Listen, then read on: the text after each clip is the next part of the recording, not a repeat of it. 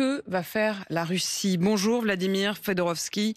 Merci d'être dans ce studio ce matin pour répondre à mes questions.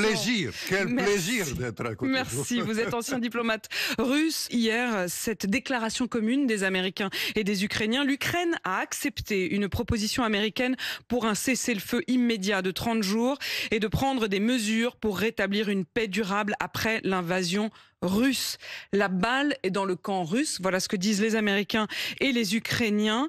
Est-ce que Vladimir Poutine peut accepter les termes de ce cessez-le-feu? C'est très difficile à dire. La question que Poutine, il va parler, d'après mes informations, ce soir ou demain matin, avec Trump, demain matin, sur les heures américaines, avec Trump, la clé tout d'abord militaire. On ne sait pas ce qui se passe, on ne dit pas ici assez, mais à Koursk, la situation est dramatique.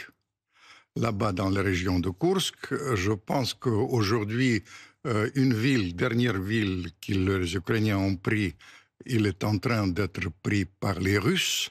Ça change la donne sur le plan militaire et il y a une pression de la part des militaires de continuer. Ça veut dire que dans les toutes prochaines heures, sur le terrain, et on le voit bien, hein, les combats continuent, à la fois les drones ukrainiens qui ont été envoyés sur Moscou, on y reviendra dans un instant, et effectivement, Koursk, je rappelle à ceux qui nous écoutent ou qui nous regardent, Koursk, c'est la plus grande avancée ukrainienne en territoire russe, et elle est en passe d'être perdue pour les Ukrainiens, les Russes qui sont en train de reprendre peut-être le contrôle de Koursk, voire même d'encercler les soldats ukrainiens sur le terrain. Absolument, mais ça c'est déjà plié. Et ça, c'est plié. Ça, c'est complètement... C'est plié. Ah, c'est plié, ça c'est sûr. Vous savez, je vais vous dire, je dis souvent, vous ne mentez pas, mais vos collègues, parfois, ils prennent leur désir pour les réalités, et je leur dis, faites attention, parce que tout est vu dans l'espace. Et aujourd'hui, je regardais ce qui se passe dans l'espace. Aujourd'hui, ce matin, avant de venir.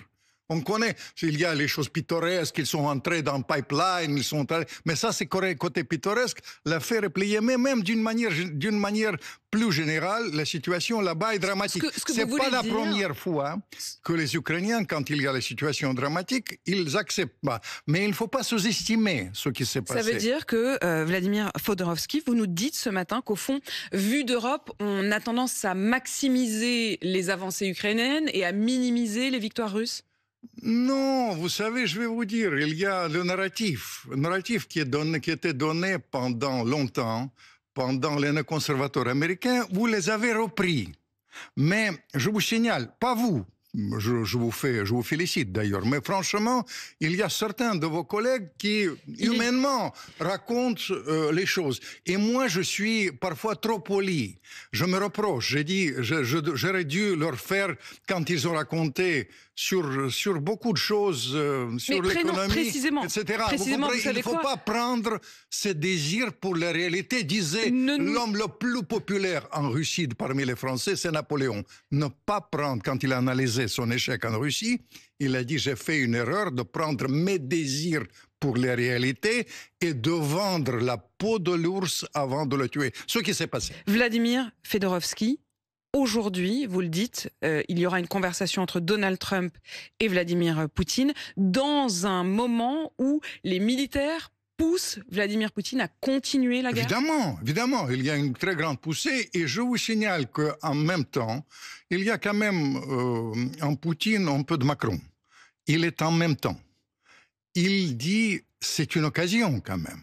Les Américains, il y a toute une filière des Américains qui ont dit, c'est pas seulement Trump, mais c'est le vice-président, c'est maintenant tout le renseignement, toute l'équipe de Trump. Il dit que la guerre ne devait jamais commencer et le choix est simple. Et ça, je suis désolé de vous dire, je suis d'accord avec eux, le choix est simple, soit on continue, on livre les armes, etc., soit on trouve le modus vivendi avec les Russes et évite la guerre mondiale. Et je pense que Poutine, il va parler non seulement avec Trump, mais dès que l'affaire sera vraiment annoncée officiellement, il va s'adresser à la nation en disant, voilà, les Ukrainiens, ils ont essayé de prendre Koursk, ils ont essayé de prendre le nucléaire, etc. Maintenant, l'affaire est pliée et je m'adresse à vous, et peut-être il va faire des gestes en faveur des Américains. Je ne sais pas jusqu'à quel point il peut résister à cette pression qui vient, c'est très intéressant. Mais qui résiste à qui? C'est-à-dire que Vladimir Fedorovski, on a eu l'impression ces derniers jours que c'était plutôt Donald Trump, avec ce volte-face effectivement hier soir, mais Donald Trump, en supprimant l'aide américaine, en la mettant sur pause, l'aide américaine aux Ukrainiens, en les privant du renseignement américain, qu'il a immédiatement rétabli dès hier soir après l'accord. Le chaud et le froid. En faisant cela, il a effectivement soufflé le chaud et le froid. Vous êtes diplomate, vous avez longtemps travaillé, y compris avec des hommes comme Gorbatchev ou en France des présidents français. Vous savez comment ça fonctionne. Mais au fond, le sentiment que ça donnait pour les commentateurs français, et y compris pour les politiques européens, c'était que Donald Trump avait donné à Vladimir Poutine tout ce qu'il voulait. Si je vous écoute, vous qui regardez aussi les informations côté russe, vous dites ça n'est pas aussi simple que ça. La Russie également va faire des concessions aux Américains. Évidemment. Et aux Ukrainiens? Pas du tout. Pas du tout. Et aux Ukrainiens, vous savez, j'ai mené beaucoup de négociations. Je fais une reproche maintenant aux gens d'aujourd'hui. Ils font beaucoup votre métier. Ils font beaucoup de la télé. À la place de la diplomatie. La diplomatie à travers les médias, etc. J'ai travaillé beaucoup avec les choses discrètes, parfois les négociations secrètes.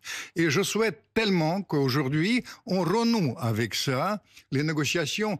Vous savez, j'ai bien connu Kissinger, on a travaillé avec lui, la diplomatie de navette shuttle diplomatie. On renoue avec ça, les concessions seront données, mais ce ne sera pas facile parce que la pression, je vous dis, de la part de l'armée, est bien là, qui dit que le vent est en poupe, que la situation est en train de changer. Je vous ai parlé de la situation là-bas dans la région de Kursk, mais j'aurais pu vous raconter avec les noms, je suis d'origine ukrainienne, avec les noms ukrainiens, comment ça se passe, les choses comme ça. Le problème, c'est que tout le monde joue leur destin. Trump, c'est le prix Nobel. C'est peut-être pas tout de suite le destin, mais s'il réussit, il aura son prix Nobel. C'est ce qu'il souhaite. Voilà, il joue ce destin. Ce destin-là. Il y a aussi les gens autour de lui qui disent qu'avec les Russes, il y a beaucoup de choses à faire et je tiens à vous signaler que les vraies négociations sont menées par les gens très importants. L'un s'appelle Witkov, c'est un ami de Trump qui a préparé tout ça. C'est les gens qui sont souvent d'origine de là-bas, ils ont arrière-grand-père, etc., de la Russie, et qui veulent renouer avec ça, qui sont très, très importants. Et du côté russe, c'est une nouvelle génération. Retenez son nom aussi. C'est un ami de la fille de Poutine, pas ami sentimental, mais ami proche de ça. Il s'appelle Cyril Dmitriev, et eux, ils mènent des négociations très pointues pour renouer dans le domaine économique. Ça, c'est les choses qui existent. Ça, c'est les liens qui se réconcilient entre Amérique et Russie. C'est d'autant plus intéressant de vous entendre, Vladimir Fedorovski, que vous êtes l'un des artisans de la fin de la guerre froide. Vous travaillez à l'époque avec Gorbatchev. Vous vous décrivez vous-même, et notamment dans le livre Poutine de A à Z, comme fossoyeur de la guerre froide, mais aussi écrivain russe le plus édité de la langue française. Ça veut dire que vous avez ce regard des deux côtés, et vous êtes aussi ukrainien par votre père. Vladimir Fedorovski, quand vous nous parlez de ces personnages qui sont des personnages clés du moment que l'on joue, l'Ukraine dans tout ça, est-ce qu'elle peut espérer, au fond on a l'impression quand on vous écoute que ça se joue effectivement désormais entre les Américains et les Russes.